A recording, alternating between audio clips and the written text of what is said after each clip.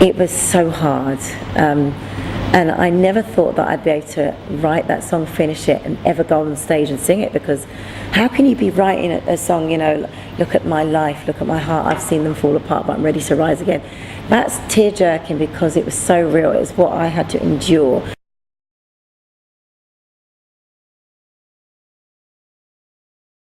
And the thing is, I have got, for me, my few deepest songs, because they're written from my own perspective, my own life experiences.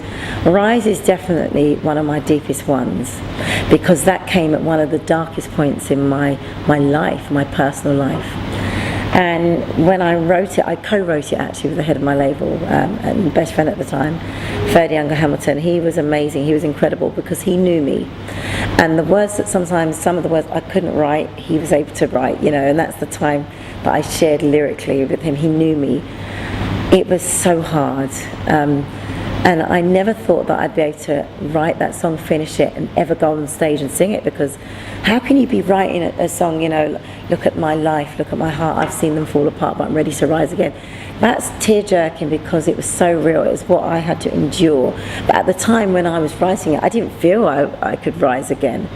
And so, when I wrote those lyrics, and it was very much therapy. It was having a therapy session with the head of the label, and it wasn't until afterwards that I remember thinking, oh my God, I actually can go on stage and sing that song.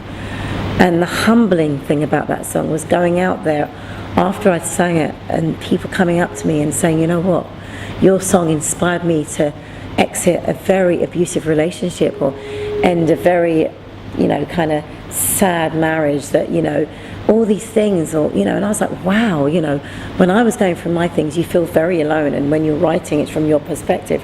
You don't dare to think or imagine that out there somebody's going through not maybe the exact same thing, but an emotional thing that would kind of cause your song to kind of inspire them, and that's very humbling.